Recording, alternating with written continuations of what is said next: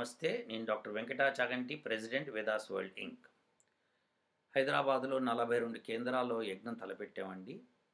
వాటి కోసము మేము వేదాస్ వరల్డ్ ఇంక్ అనే నాన్ ప్రాఫిట్ ఆర్గనైజేషను జార్జియా యుఎస్ఏలో రిజిస్టర్ చేయబడింది.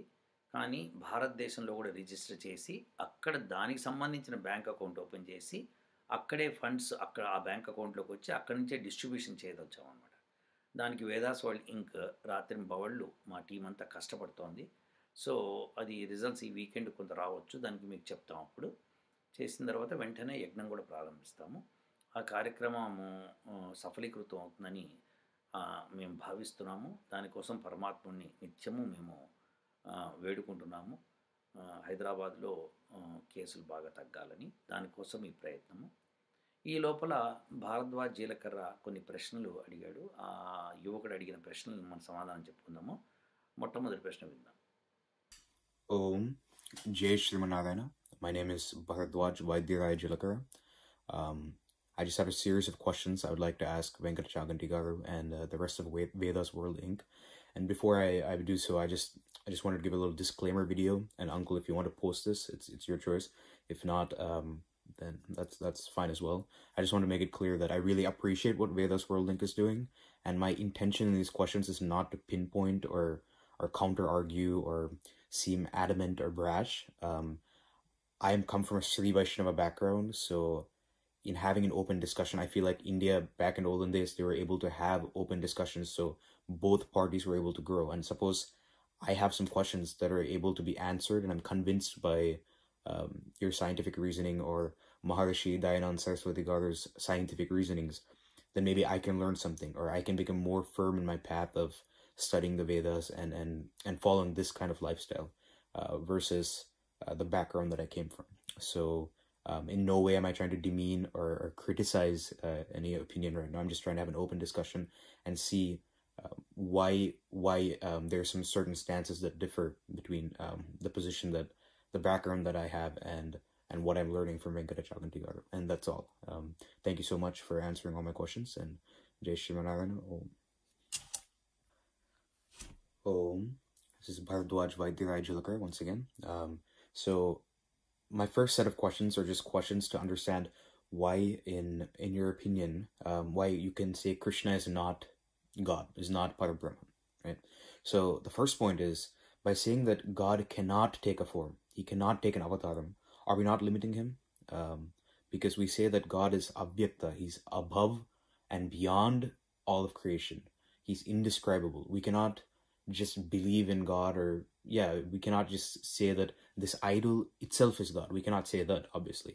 But if he is Vasudeva and Vishnu, and he's inside and outside of every single atom and particle, and he's within this creation, what makes us say that God cannot take an avataram? God cannot imbibe his energy in a archamurti? What makes it a sin, or what makes it so unbelievable for us to claim that statement is my first question. విన్నారు కదండి. ఆయనకి ఏంటంటే కృష్ణుడు పరమాత్ముడు ఎందుకు కాకూడదు, పరమాత్ముడు అవతారం ఎందుకు తీసుకోకూడదు, ఆయన సర్వశక్తిమంతుడు కదా. ఇది సర్వశక్తిమంతుడు అంటే అర్థం అది కాదు భరద్వాజు. సర్వశక్తిమంతుడు అంటే తను ఎవరి సహాయం లేకుండా ప్రతి పని చేయగలగటం, అది సర్వశక్తిమంతుడికి అర్థం అన్నమాట. సో ఇది పరమాత్ముడి ఎడల మనం తెలుసుకోవాలి. ఇప్పుడు పైగా పరమాత్ముడు మనకి వేదం ఇచ్చాడు. అది ఎవరన్నా భారతదేశంలో ఏ ఋషి అయినా చెప్పేది అదే. కాబట్టి మీరు శంకరాచార్యులు తీసుకోండి, రామానుజాచార్యులు చూసుకోండి, ఎవరైనా తీసుకోండి, అపౌరుషేయము పరమాత్ముడు ఇచ్చింది. సో పరమాత్ముడు ఆ రూల్స్ అండ్ రెగ్యులేషన్స్ ఇచ్చినప్పుడు దానిలో స్పష్టంగా ఆయన చెప్పాడు. యజుర్వేదం 40వ అధ్యాయంలో 8వ 9వ మంత్రం ఉంది. అదేంటంటే సపర్యగాత్ శుక్రం అకాయం అస్నావిరం అవ్రణం అపాపవిద్ధం శుద్ధం, ఇలా చెప్పుకుంటూ వచ్చాడనమాట. ఇందులో ఏంటంటే సపర్యగాత్ అంటే అతను ఆయన అంతటా వ్యాపించి ఉన్నాడు. అది కాకుండా శుక్రం అంటే ఏంటి, సర్వశక్తిమంతుడు. అది కాకుండా అకాయం అంటే, కాయం అంటే శరీరం, అకాయం అంటే శరీరం లేనటువంటి వాడు. తర్వాత అపాప విద్ధం, శుద్ధం, అస్నావిరం. అస్నావిరం అంటే నాడులతో బంధింపబడినవాడు. అవ్రణం, ఆయనలో ఛిద్రాలు అంటే కన్నాలు కూడా లేవు. తర్వాత అపాప విద్ధం, పాపం లేసమాత్రం లేదు. అట్లానే శుద్ధం అంటే ఏంటంటే ఏమాత్రము కూడా అవిద్య లేనివాడు. సో ఇవన్నీ గుణాలు కలిగినవాడు. అంతేకాకుండా ఇంకా ఆయన పరిభూహు అంటే దుష్టులను దండించువాడు. ఇలాంటివి కూడా ఆయన లక్షణాలు అందులో ఆ మంత్రంలో చెప్పుకుంటూ వచ్చాడనమాట. సో ఈ లక్షణాలన్నీ కలిగిన వాడు ఎవరైతే ఉంటాడో ఆయన పరమాత్ముడు. సో ఇప్పుడు కృష్ణుడికి నాడులు ఉన్నాయి కాబట్టి ఆయన అంత్యంలో బాణం వేసినప్పుడు తగిలి రక్తం కారి చనిపోయాడు ఆయన. అది అయిపోయింది. అలానే ఆయనకేంటంటే ఇప్పుడు ఆయన దేవకి కడుపున పుట్టాడు కాబట్టి వీర్యంతో అంటే వసుదేవుడి యొక్క వీర్యంతో దేవకి యొక్క పిండంతో ఆయన పుట్టాడు కాబట్టి ఆయనకి మానవ జన్మ వచ్చింది. అయితే అందులో తప్పే ఉండి పరమాత్ముడు అలా పుట్టచ్చు కదా అంటే మనకి సృష్టి ఆదిలో మనకేంటంటే అయోనిజలు పుట్టారు. అంటే ఎవరు లేరు అప్పుడు అయోనిజలుగా పుట్టారు అంటే శరీరాన్ని ధరించేశారు. సో అలా వాళ్ళే పుట్టినప్పుడు పరమాత్ముడు కూడా అలా పుట్టచ్చు కదా. కాబట్టి అది కృష్ణుడు పరమాత్ముడు కాదు. అంతేకాకుండా మహాభారత యుద్ధం జరుగుతున్నప్పుడు భీముడు ద్రోణుని తప్పుదోవ పట్టించడానికి ఒక ఏనుగుని చంపుతాడు. చెప్పి అశ్వత్థామ చచ్చిపోయాడని చెప్తుంటాడు.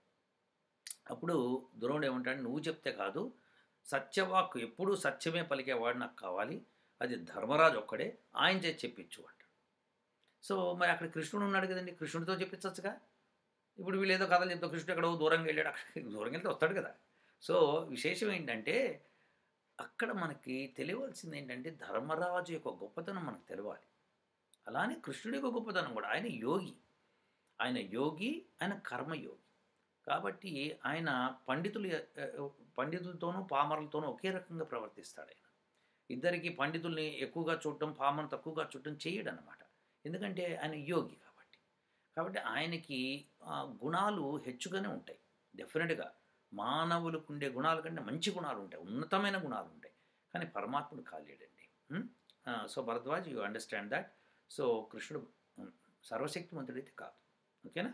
సర్వశక్తిమంతుడైతే ఆ రోజున దుర్యోధనుడు, ద్రోణుడు వీళ్ళందరూ కూడా ఆయన నమ్మేవాడు కదా. భీష్ముడే నమ్మేవాడు కదా. మరి భీష్ముడు నమ్మినప్పుడు ఈయన కృష్ణుడే ఆ బాబు మన యుద్ధం చేసి వేస్ట్ అని చెప్పి ఈయన పరమాత్ముడు అని చెప్పి డిక్లేర్ చేసేసి వెళ్ళిపోయే పని కదా. కానీ వెళ్ళలేదు కదా, అట్లా యుద్ధం చేశాడు.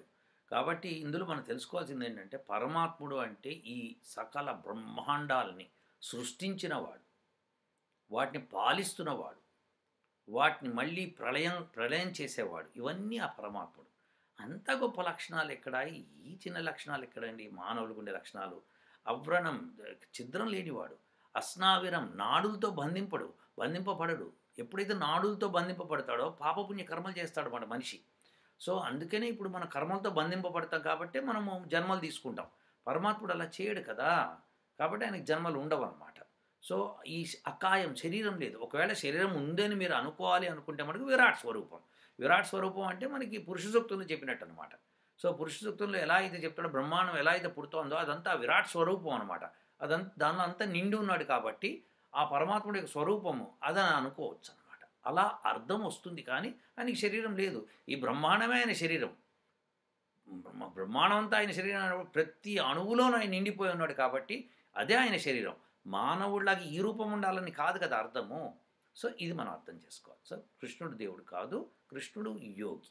అయితే ఆయన దేవుడిని నమ్మేవాళ్ళు తప్పులేదు, నమ్ముకోవచ్చు, హ్యాపీగా నమ్ముకోవాలి. వాళ్ళు చేసుకోవచ్చు, తప్పేం లేదు. కానీ వేదం అలా చెప్పదు. మనం వేదం ప్రకారం వెళ్దాం. Om Jai Shri Narayana. This is Bharadwaj Vaidyanathan once again. So my second question is regarding the Krishna set of questions is regarding Bhagavad Gita, and I believe Venkatachaganti uncle had specified one time that Bhagavad Gita itself may have certain interpolations, that Krishna was a yogi and he wasn't God, but he was a yogi who was speaking to Arjuna before the battlefield, and he spoke very limited amount of shlokas, and the rest of the shlokas may have been added in by the Chaitanya Mahaprabhu, the cult of devotees from Chaitanya Mahaprabhu, who are, for those who don't know, they're the first Gaudiya Vaishnavas. We can see their descendants today in ISKCON. So if that is the case, how can we first of all decipher which of those shlokas are interpolations and which are not? how can we pick and choose which ones are interpolations, which are not? Because every single bhashyam from Sankaracharya's time to Sayanacharya's time, who are much before Chaitanya Mahaprabhu, includes those shlokas, includes all of the shlokas we see today in present form. They include all those shlokas. So how can we pick and choose which ones Chaitanya Mahaprabhu added and which ones were there beforehand?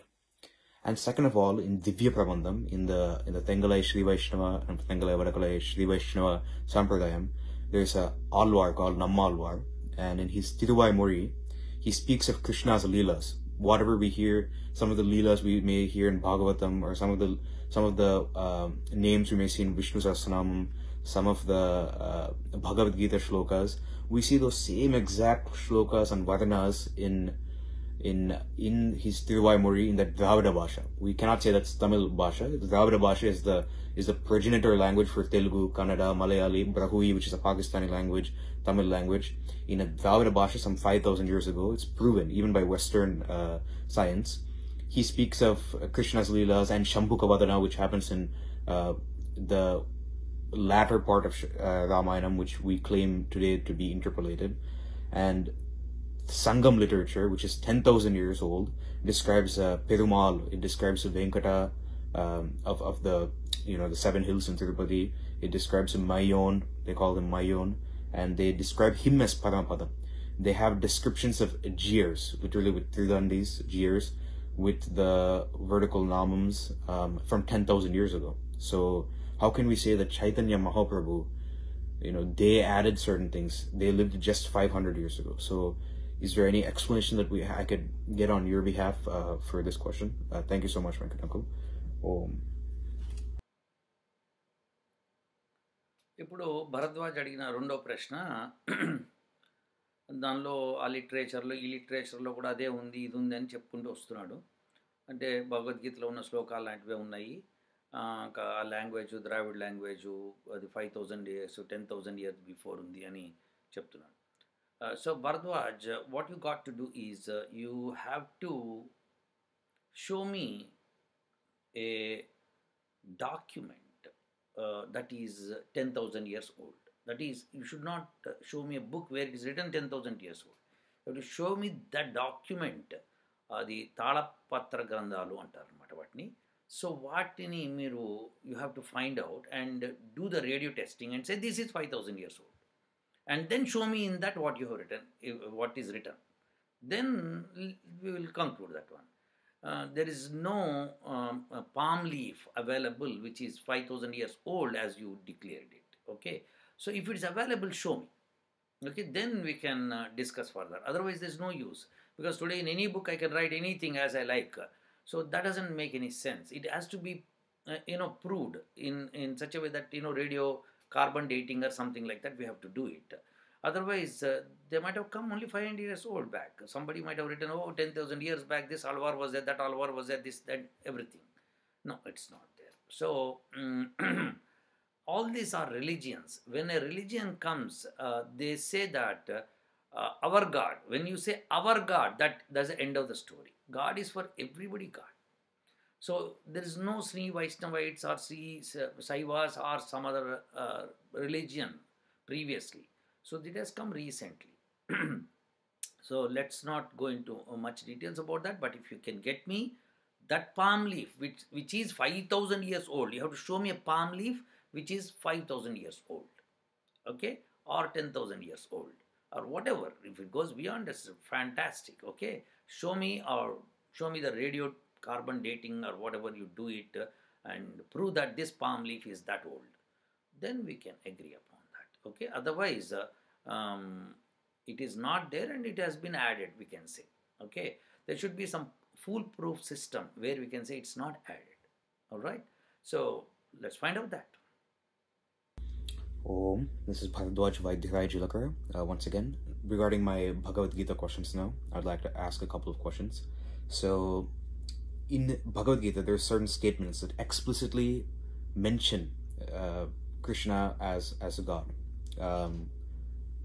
in certain interpretations. And how can we explain those certain statements? So for example, Sankaracharya, Shaiva scholars, even Shaivite scholars, or other scholars who were there 1,000 years before Chaitanya Prabhu. They gave bhashyams, and in those bhashyams, for example, in the 7-point Bhagavad Gita shloka 7.19, it says, Bahunam Janmanam Ante Jnanavan Mam Prapadyate Vasudeva Sarvam Itisa Mahatma Sudurlabha. So after so many lifetimes, it's very hard to get the understanding, to get a birth that Vasudeva, Mam, me Krishna, me Vasudeva, is the supreme controller, the supreme lord of everything. After many lifetimes, one understands that. And this is in a Sankaracharya Bhasha. I'm trying not to use Ramanujacharya or anyone that has comparatively more recently. I'm trying to, because the point here is that they may have added certain things into Bhagavad Gita as an interpolation. But Sankaracharya was before them, and the Acharyas before Sankaracharya, Govinda Padacharya, Gauda Padacharya, they come from, Sankaracharya comes from that line. So how were they able to have this understanding, and why do they describe that Vasudeva is me Krishna? Why do they say each time Vasudeva is mentioned, they say that Krishna is describing himself as Vasudeva? That's my first Bhagavad Gita question. ఇప్పుడు భరద్వాజ్ యొక్క మూడో ప్రశ్న ఏంటంటే, శంకరాచార్య భాషలను కూడా రాస్తుంది కదా, సరే శ్రీ వైష్ణవిట్స్ అయితే వాళ్ళు రాసుకున్నారు, వాళ్ళ మతం కదా అని, మరి శంకరాచార్యులు కూడా రాశారు కదా, శైవాస్ కూడా రాశారు కదా అన్నట్టుగా ఆయన అంటున్నారు.